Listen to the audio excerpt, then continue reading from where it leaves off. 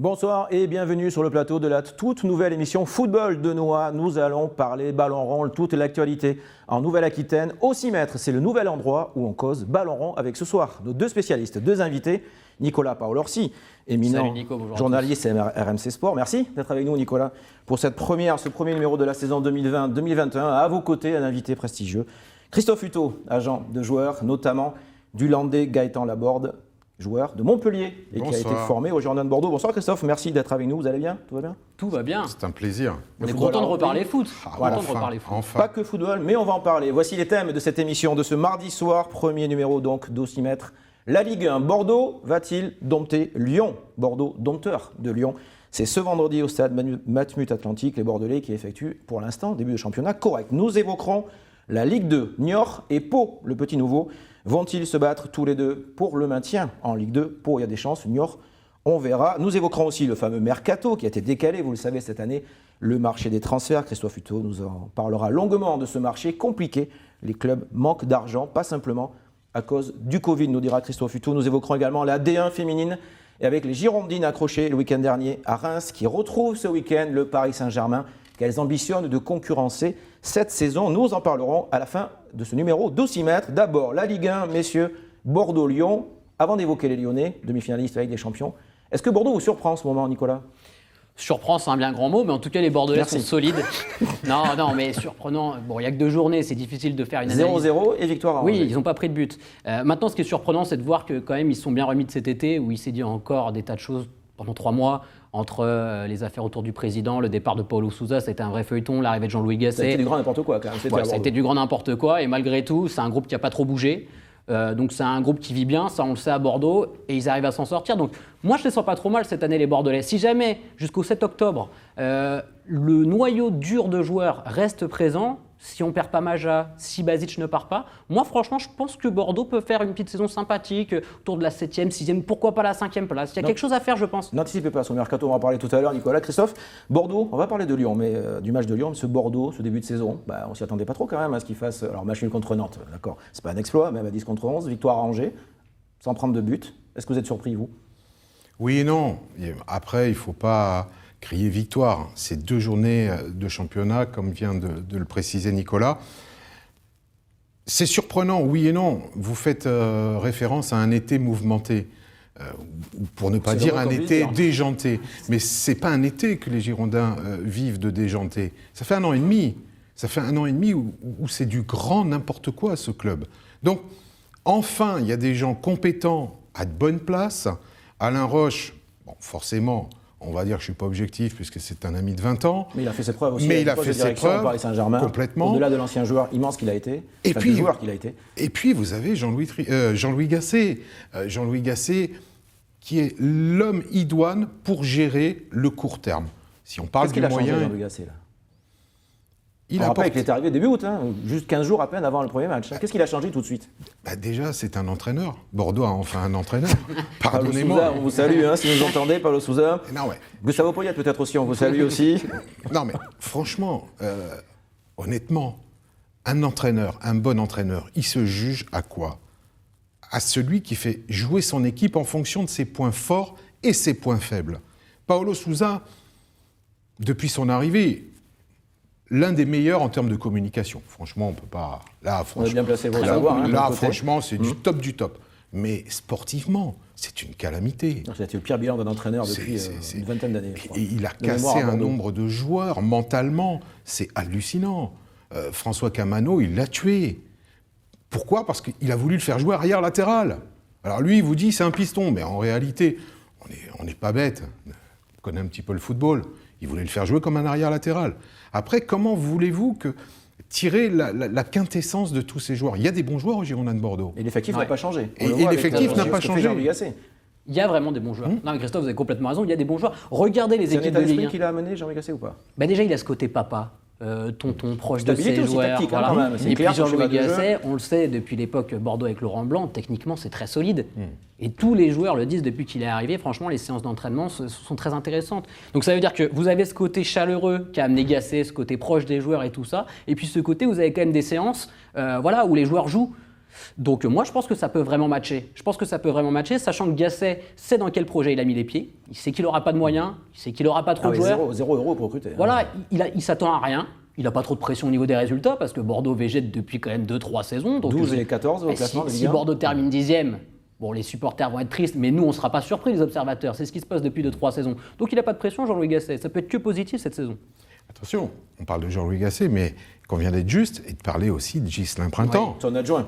qui est un mec Bastia, alors là, attention, parce que là, c'est Sporting Club de Ghislain Bastia, Printemps. comme Nicolas Parolorsi. Bastia est je levé suis- au Sporting. Je suis plus sud pour les raisons que tu connais, parce que j'ai la chance d'être l'agent d'Olivier Pantaloni depuis de nombreuses années. Mais C'est le coach d'Ajaccio. Hein. ouais, mais Ghislain, c'est un mec extraordinaire. Alors, il y a eu cette expérience malheureuse en tant que numéro 1 à Saint-Étienne, mais j'ai envie de dire que même si vous aviez mis Paolo Sousa à Saint-Étienne, Ah, on y revient. compte tenu On y revient, votre ami Paulo Sousa. Compte tenu du contexte et du bordel ambiant dans ce club, personne n'aurait pu réussir. Mais Ghislain Printemps, c'est un formidable numéro 2, et c'est lui qui fait les séances d'entraînement. C'est lui qui crée cette atmosphère. Jean-Louis, il est au-dessus de la mêlée. Jean-Louis, il a du recul, et il fait confiance Un peu comme à était son Laurent Blanc adjoint. avec lui. Exactement. Même exactement. attache, même principe. Ouais. Ghislain Printemps aussi, alors vous n'allez pas en dire du mal. Hein. Non, je peux Le pas. cœur, Bastia, la Corse, comme J'en vous. dirai jamais du mal. Mais plus sérieusement, c'est vrai que c'est un coach important en tout cas. Oui, c'est Avec un Jean-Louis technicien qui a fait ses preuves à Saint-Étienne, à Bastia. Voilà, c'est quelqu'un qui s'est resté dans l'ombre un petit peu, qui se satisfait de ce rôle d'adjoint, qui est très proche de Gasset, qui est très proche des joueurs. Nous, on l'a vu sur les premières séances, il donne beaucoup de voix. Ghislain Printemps, il amène vraiment. Il y a une vraie humeur, une bonne humeur pendant ces séances d'entraînement. Donc, ouais, moi je pense que c'est vraiment l'attelage parfait. C'est ce qu'il fallait après Paulo Sousa, où c'était quelqu'un de très froid, de très moderne. On va Je pas suis moins repartir tranché sur que Paulo Sousa. Christophe. On Je va pense pas que repartir Sousa. sur Paulo Sousa, Non, c'est mais je pense fini. que Sousa avait des idées qu'il Oui. voulait mettre en place. Il s'est planté, c'est sûr, mais je pense que quand même il avait une certaine démarche et une vision du foot. Ça n'a pas pris à Bordeaux, c'est sûr. C'est pas pour ça que c'est un mauvais coach. Il a fait quelques bonnes choses. Il y a des tweetos qui ne comprennent pas ce qu'il reprochait à Paul Bey, hein, Sousa, mais bon, ça serait un autre sujet, Paul Bey qui est titulaire. Ouais. En quelques secondes, on va parler de Ligue 2, messieurs. Bordeaux-Lyon, est-ce que vous voyez Bordeaux battre Lyon? Ou accrocher Lyon, disons, on va dire accrocher. Franchement, je les sens pas mal. Lyon est en attaque de feu, entre autres, et son milieu de terrain assez impressionnant aussi. En tout cas, ça sera un bon test. Ouais, exactement. Ça sera un C'est pas une excellent réponse, test. ça. C'est pas une réponse. Mouillez-vous, Christophe, un peu, s'il vous plaît. Est-ce que Bordeaux peut accrocher Lyon, s'il vous plaît? Ça va être difficile. D'accord. Ça Donc va vous être voyez très- Lyon s'imposer à Bordeaux. En tout cas, créer beaucoup de problèmes à Bordeaux. Là où je ne suis pas tout à fait d'accord avec Nicolas, c'est que je ne vois pas Bordeaux terminer dans les 6, 7, 8 premiers. Il y a un moment donné, il faut être pragmatique. Quand tu vois, sauf à faire venir de nouveaux joueurs d'ici la clôture du mercato. On en parlera après le mercato. Spoliez pas mon thème, s'il vous plaît. Mais franchement, là, aujourd'hui, il y a quand même un grand nombre d'équipes qui me semblent supérieures qualitativement à l'effectif des Girondins de Bordeaux. Donc, si Bordeaux terminait entre la 10 et la 14e place, il ne faudrait pas être déçu. C'est une année de reconstruction. Il faut savoir que Bordeaux est en train de renaître de ses cendres. Et ça, je pense que beaucoup de gens n'en ont pas conscience. Mais c'est la réalité. Et on en reparlera dans quelques semaines, bien évidemment, du feuilleton Girondin de Bordeaux. Dans cette émission aussi, maître, il sera question beaucoup de Ligue 1, mais aussi de Ligue 2. Niort rejoint cette année dans l'antichambre de l'élite par le Pau FC. Alors d'abord, on va s'arrêter sur Niort un peu. Messieurs, une victoire, un nul. Bah, c'est un peu le même schéma que Bordeaux. Hein. C'est complètement le même schéma que Bordeaux. Depuis le début du championnat, Niort, qui est là aussi club agité ces dernières saisons, est-ce qu'ils aspirent forcément à plus de stabilité? Ils peuvent se calmer un petit peu dans les Deux-Sèvres là? Ah, c'est compliqué. C'est compliqué. Niort, c'est un club qui n'a pas beaucoup de budget. On regarde l'effectif, je crois que c'est 23 ans de moyenne d'âge cette saison, il me semble. Et pour le match contre Nancy, il n'y a pas de Et jauge. puis, Hein. Le non, stade et est puis ouvert à surtout, tout, il y aura du public samedi. surtout, alors ce qui est compliqué avec Niort, c'est que le mercato, je spoil un peu Nico, mais ça va jusqu'au 7 octobre. Il y a des Allez-y. joueurs qui ne sont pas partis et il y a des joueurs qui sont amenés à partir. Je pense à Valentin Jacob, je pense à Sissoko, le numéro 9 de Niort. Ça, c'est des joueurs qui font la différence. Il va falloir que Niort les remplace. Chaque année, c'est le même souci à Niort. Ils se font piquer leurs joueurs. Il faut qu'ils aillent chercher des mecs, des bons plans, des bonnes astuces, des joueurs qui ne sont pas très cotés, qui vont signer à des coûts assez bas. Donc Niort, c'est un petit peu coup de poker chaque année, mais ils s'en sortent à chaque fois. Et franchement, c'est un club qui est surprenant. Parce que c'est un club qu'on voyait descendre depuis plusieurs saisons, moi personnellement, mais c'est un club qui est surprenant. Pau FC, Didier Tolo, que vous connaissez bien, entraîneur, qu'on connaît bien ici et bien évidemment à Bordeaux, ancien joueur des Girondins qui a entraîné à Sion en Suisse. Plus petit budget de Ligue 2, 6,5 millions. Alors, pour l'instant, c'est une défaite et un nul. Pour eux, ça serait un incroyable exploit de se maintenir. On ne veut pas être pessimiste, parce que le foot se joue sur le terrain et pas sur les plateaux de télé. Mais ça sera difficile. Là aussi, je ne peux pas être objectif puisque je suis l'agent de Didier Tolo. Soyez-le. S'il vous plaît, soyez-le. Alors, je vais l'être. Ça va être très compliqué pour le Pau FC.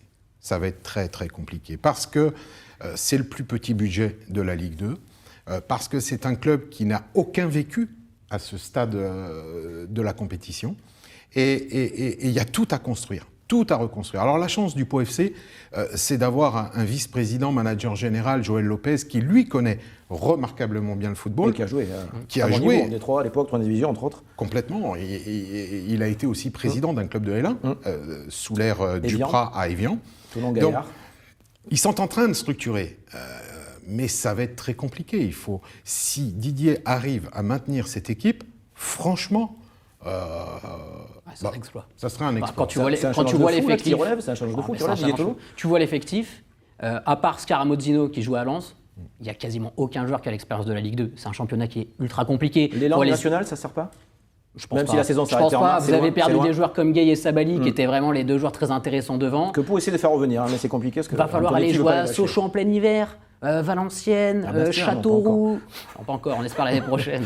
Mais non, mais c'est un championnat qui est très dur. Faut des mecs qui sont capables de charbonner, de mettre quelques bras au milieu de terrain. Et je suis pas sûr que Pau ait ce genre de joueurs actuellement. Après, ils peuvent signer des joueurs encore. C'est pas terminé. Non, c'est pas terminé. Didier Tolo, qu'on l'a rencontré il y a quelques semaines, souhaitait notamment des attaquants.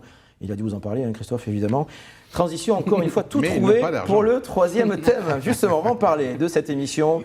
De ce haussymètre, de ce mardi, le marché des transferts, le fameux mercato décalé cette année, bien évidemment, en raison de la crise sanitaire et du décalage des calendriers, qui est ouvert, qui va durer jusqu'au 5 octobre, me semble-t-il, y compris chez nos voisins européens. C'est un mercato qui n'avance pas du tout. Je m'adresse aux spécialistes des coulisses, des transferts. Est-ce que vous faites des affaires, Christophe Hutto, dans ce mercato 2020 ? C'est terrible.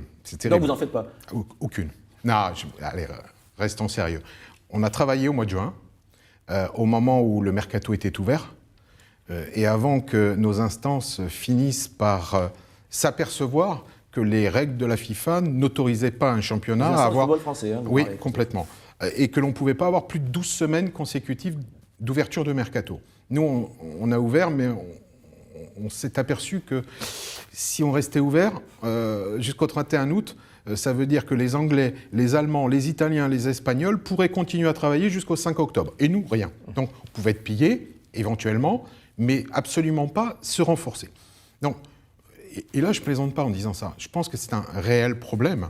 C'est un réel problème pour nos clubs. Après, nos clubs, d'un point de vue économique, ont été très fortement impactés par le Covid, beaucoup plus que les clubs des autres pays, puisque nous sommes le seul championnat européen, des 5 gros championnats, à ne pas avoir terminé. Arrêté mi-mars la saison en France. On a arrêté mi-mars, alors que les Anglais, ils ont terminé en juillet. Aussi. Les Italiens également, les Espagnols, les Allemands. Donc, inévitablement, oui, non, ça va être un mercato pour les clubs français, on ne peut plus compliqué. Et de toute façon, rien ne bougera en France tant que les Anglais, encore plus cette année, ne seront pas passés à l'action. Et comme les Anglais, comme d'habitude, vont tirer non pas les premiers, mais les derniers. Ils reprennent le 12 ce week-end, les Anglais. Oui, mais ils vont commencer à travailler le 15 septembre. Voilà, et puis tout va se faire dans les 3 dernières semaines. Et puis une nouvelle fois, on va se dire, mais attendez, mais comment se fait-il que tel club a été pillé, mais ils n'ont pas pensé, ils n'ont pas préparé ? Parce que nous, en France, on ne prépare rien.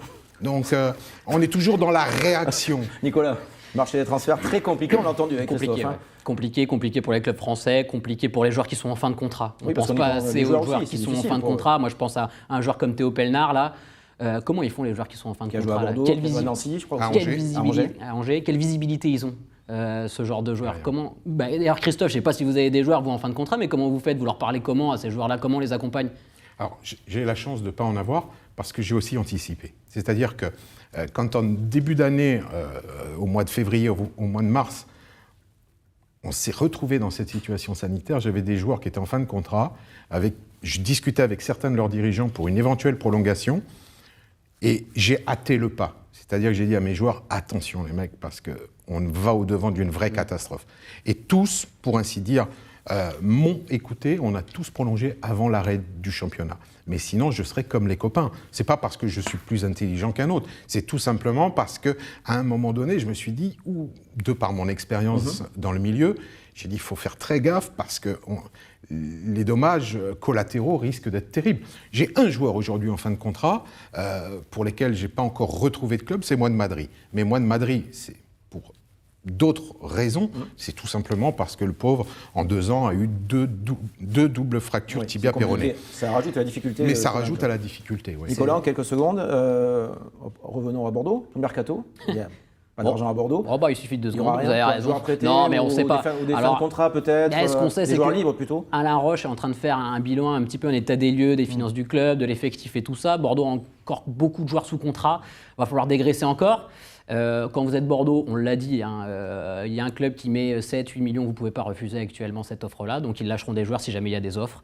Voilà. Et en termes de recrues, il va falloir être malin. Franchement, c'est là qu'on va vraiment voir Alain Roche, savoir s'ils sont et Jean-Louis Gasset. Il va falloir qu'ils bossent sur leur réseau, qu'ils soient très forts au niveau de leur connexion, parce qu'il va falloir recruter très très malin pour compenser des pertes. On en parlera évidemment dans les prochaines semaines de ce marché des transferts estival, entre guillemets, ou presque automnal, qui s'achèvera donc le 5 octobre en France et chez nos voisins européens. On va terminer cette émission par le football féminin, et notamment par les Girondines de Bordeaux. Alors Soyons-Angoulême, l'autre équipe de la Nouvelle-Aquitaine, a battu Dijon le week-end dernier en championnat, lors de la première journée de la saison.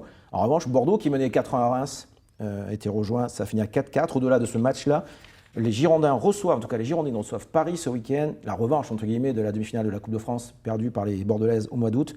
L'ambition des Girondins de Bordeaux, j'y arrive, c'est de concurrencer le Paris Saint-Germain, en tout cas de les rattraper dans la hiérarchie du football français, sachant que Lyon est intouchable. Est-ce que c'est possible? Je n'y crois pas une seconde. Vous croyez à rien ce soir, Christophe? Non. Il est pessimiste, Christophe. Il est pessimiste. Absolument C'est pas. fou. Je suis pragmatique. Les féminines des Girondins de Bordeaux ont le même problème que les masculins des Girondins de Bordeaux. Pas d'argent. Il n'y a pas d'argent. Alors, ça allait Pour dire ce niveau, pour aller encore plus haut. pour aller encore plus haut. Et puis, vous concurrencez pas le PSG, y compris au niveau des féminines. C'est l'ambition de Ulrich Ramé, il a dit en début de semaine encore, j'ai lu l'objectif. Je préfère passer le sujet. Les Girondines, Non, mais, c'est pas facile d'enchaîner après, Nicolas. c'est peut-être facile d'enchaîner plus après facile. Christophe. Christophe a raison. Je pense qu'on ne peut pas concurrencer Elle le était PSG. 3e l'an dernier. Oui, les mais Girondines. si le PSG décide de mettre de l'argent sur des joueuses, voilà, vous ne pouvez pas rivaliser. Par contre, c'est vrai que c'est peut-être plus facile de faire des bons coups dans le foot féminin que dans le foot masculin. C'est moins cher. Vous avez peut-être des arguments à Bordeaux avec le cadre de vie, je ne sais pas, des possibilités de reconversion pour des joueuses qui peuvent être très attractives aussi à Bordeaux. Donc sur ça, ils peuvent peut-être Ça tirer vaut le un coup peu. quand même aussi pour un club dont l'image est ternie par les résultats de l'équipe masculine. Mais dont on oui, parlait tout à mais ça l'heure, c'est très de miser américain. aussi sur les Ça, filles. je J'ai pas pense dit que que c'est un c'est très prétexte. C'est américain. aussi important de miser sur les filles. Bien sûr. Moi, je pense que c'est Je ne très crois pas, américain, Christophe. ça. Je pense que les Américains sont très attachés à l'image du sport féminin. C'est en plein boom là-bas chez eux. bah oui, chez et je eux, pense oui. que c'est pour ça qu'ils ont Notamment le vraiment football fait féminin aux États-Unis. de leur équipe féminine vraiment un vecteur de développement pour pouvoir communiquer sur le club à l'international. Donc ça, je pense que c'est vraiment un souhait de King Street pour le coup. Ça peut redresser l'image des Girondins. Les bons résultats de l'équipe féminine. Il faut saluer le travail qui a été fait au niveau de cette équipe féminine. Même si on sait que le football féminin a un peu la traîne, on n'est pas médiatique, on le voit Maintenant, sur les réseaux. moi, par la rapport aux seule garçons. question que je pose, et n'y voyez aucune malice, En moins d'une minute peut-être, Christophe. ma question va être très courte. Je ne vais pas voir le foot féminin au niveau des Girondins de Bordeaux. Je n'ai pas eu l'occasion. Non pas que j'ai un problème par rapport au football féminin, mais il y a du monde dans les tribunes.